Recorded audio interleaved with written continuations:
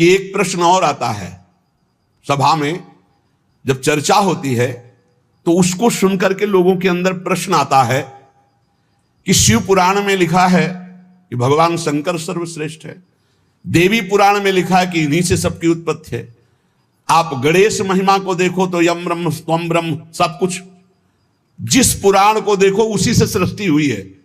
इसका मतलब क्या है? गलत है क्या? जब तुम शिव पुराण पढ़ोगे तो शिव तत्व से ही सबकी उत्पत्ति है, सब कुछ शिव तत्व है।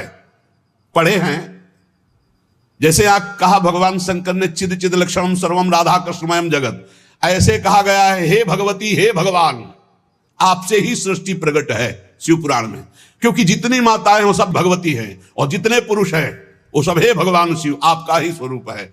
चराचर जगत शिव और पार्वतीमय है।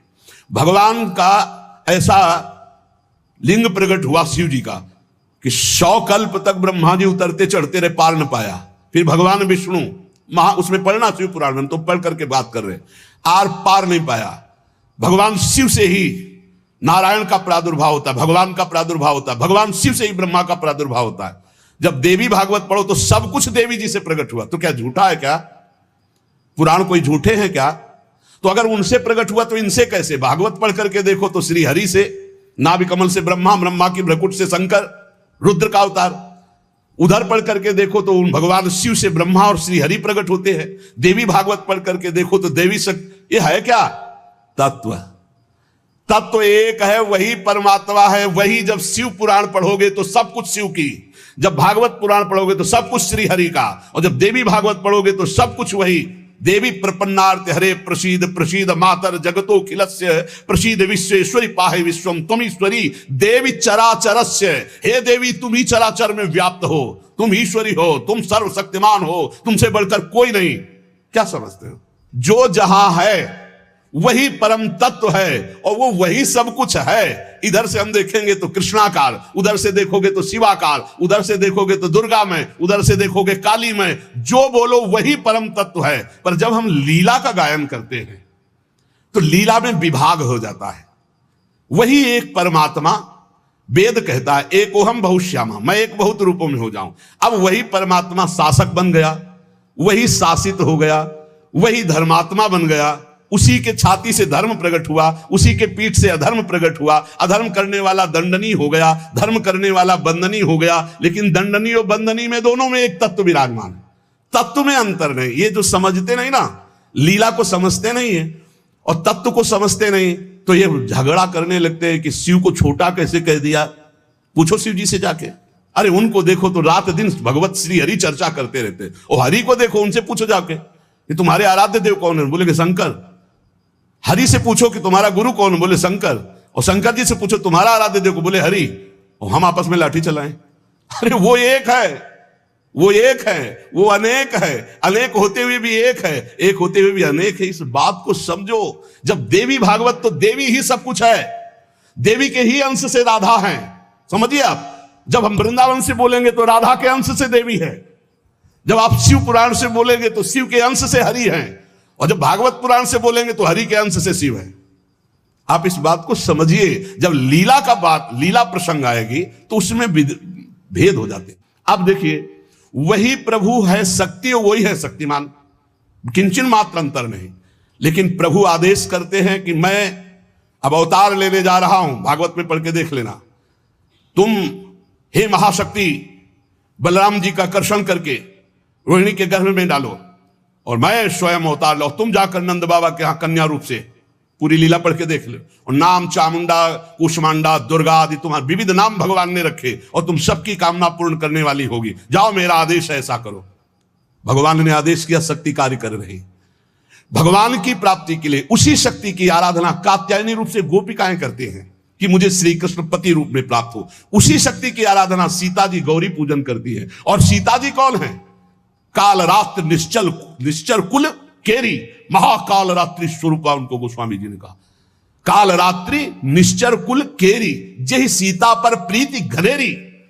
ये नहीं समझ रहा रावण की साक्षात इसका काल पधारा है। ये काल रात्रि महाशक्ति स्वरूप, चाट जाएंगे, कुछ नहीं बचेगा लंका में। ये दुष्ट जिनके प्रति विरोध भाव कर रहा है, कौन है? वही गौरी है और वही गोरी है, वही महाशक्ति है और वही सीता जी है। अब आप समझिए, आदि शक्ति जय जग उपजाया, सीता जी गौरी पूजन कर रहे हैं। गौरी जी खसी माल मूर्ति मुस्कानी, जाओ मनुजा हिराच्यो मिली सोबर साध सुंदर साव। तो सीता जी कौन है? मनुष्य रूपा को भगवान राम कह रहे। आदि शक्ति जय जग उपजाया, सो अवतरी मोर यह माया। अरे कोई भेद नहीं, कहीं भेद नहीं, पर जब लीला की बात करेंगे तब लीला में भेद दिखाई दे रहा है कि सीता जी गौरी जी का पूजन कर रहे हैं, उनसे वरदान प्राप्त कर रहे हैं। और भगवान प्रिया सती को संशय हो जाता है। लीला भेद देखो कि ये राम जी कैसे सच्चिदानंद में, जब हे खग हे मृग हे मधुकर श्रेणी, पूरा प्रसंग पढ़ करके देखो आप। और है कौन? या देवी सर्वभूतेषु बुद्धि रूपेण संस्थिता। जब लीला में देखोगे तो तत्व की बात भूलना पड़ेगा, तभी स्वाद आएगा। और जब तत्व देखोगे तो शांत रस आएगा। ये दास्य वात्सल्य सख्य, ये रसों का स्वाद नहीं मिल पाएगा। उसमें एक ही तत्व है, तो समझ में आ रहा है वही तत्व है। जब लीला में देखोगे तो आपको वही तत्व परशुराम है, वही तत्व राम जी हैं। लेकिन राम जी के आगे परशुराम जी घुटने टेक कर जय जय जय रघुकुल केतु, भृगुपति गए तपहि बने हेतु, ये समझना होगा। ये जो आजकल के नए बच्चे ना, ये तर्क वितर्क शुरू कर देते हैं। लीला में तर्क वितर्क नहीं होता है, तत्व में एक ही वस्तु है। तत्व की जब बात करोगे तो आप क्या समझते हो? कितने दिन से तुम दुर्गा जी की उपासना करते हो? बचपन से आराधना, और पूरी अम्मा मान के, पूरी जैसे अपनी अम्मा, पूरा आसक्ति अम्मा, आद्या शक्ति दुर्गा, और पिता भगवान शिव। तुम समझते नहीं हो, जहां हमें भेजा है उस तत्व को, जो समझाया उस तत्व से बोल रहे। तुम तो उसको दो पक्ष में ले रहे हो। तुम्हारे को क्या पता कि महादेव जी मुझे कितना प्यार करते हैं, भगवती कितना प्यार करती है, हम भगवती अम्बा और महादेव जी से कितना प्यार करते हैं। तत्व को समझिए। राधा तत्व सर्वत्र व्याप्त तत्व है, चिद चिद लक्षणम सर्वम राधा कृष्णमयम जगत। पर जब लीला में स्वरूप राधा जी का जो है वो कहीं त्रिभुवन में कहीं नहीं है, क्योंकि महामाधुर्य रस प्रेम स्वरूपा है, जिनकी आराधना स्वयं श्री कृष्ण करते, और जिन श्री कृष्ण की आराधना भगवान शंकर शनकादि ब्रह्मादि सब करते। ये हमारे उपास्य देव है। और जब आप अपने उपास्य देव के विषय में जैसे बोले कि श्री कृष्ण जिनके सेवक हैं ऐसे महादेव, कोई परेशानी नहीं। श्री कृष्ण जिनके सेवक हैं ऐसे महादेव, क्योंकि हमें पता है कि तुम जो बोल रहे हो वो सत्य बोल रहे हो, क्योंकि वैसे ही उस तत्व को देखा जाता है। ये तत्व है ही ऐसा कि हम जिस भावना से जैसे देखें वैसे दिखाई देगा। जब हम गणेश स्तोत्र पढ़ते हैं तो सब कुछ गणेश जी बने हुए हैं। जब राम स्तोत्र तो सब कुछ राम, जब कृष्ण सब कुछ कृष्ण, जब नरसिंह तो सब कुछ नरसिंह, जब वाराह तो सब कुछ वाराह, वही बने हुए, दूसरा कोई नहीं। इसमें हमें कोई संशय नहीं है। तुम्हें कितना ज्ञान है? उनके पति हैं शिव ज्ञान समुद्र, वो कह रहे हैं, हम तुम्हें पूरा परिचय के साथ बता रहे। पद्म पुराण पाताल खंड अध्याय 81, उसमें कह रहे तत्कला कोटि कोट्यंसा दुर्गाद्यास त्रिगुणात्मिका। कभी रास का स्वाद लिया है? रास का स्वाद लेना है तो ब्रज रस में। इसी यही तो वृंदावन की लीला, मत समझो गुरु को चीला, यहाँ ऋषि मुनि गए हार जपे जा राधे राधे। ऋषि मुनि गए हार जपे जा राधे राधे। प्रियालाल हैं प्रियालाल। अगर हम जो बोलते हैं उसकी बात को समझ लेना, कह दो कहां प्रमाण है तो हमारी छाती प्रमाण है, खिलवाड़ मत समझना। अगर तुमने राधा किशोरी की अवहेलना करके कहा कि अम्बा, जब जड़ भरत जी के ऊपर गड़ासा चलाने की बात अंबा के ही सेवकों ने किया तो भद्रकाली सहन नहीं कर पाई और मूर्ति फोड़कर प्रकट हो गई, काट के फेंक दिया अपने ही उपासकों को। वो उसमें रहना, राधा किशोरी है। तत्व से बोलोगे तो मुझे कभी कोई संशय नहीं, सब एक हैं।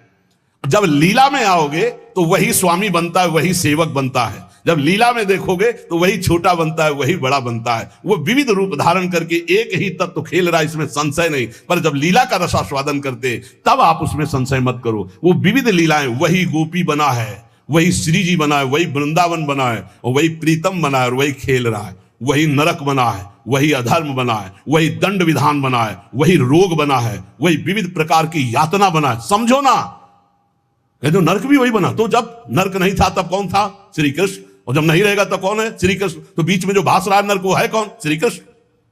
अब ये जान जाओ तो नरक नरक ही नहीं है, परम पद के अधिकारी हो गए। जब यही नहीं जान रहे तो वो दुखप्रद है, अगर जान गए तो वो सुखप्रद है।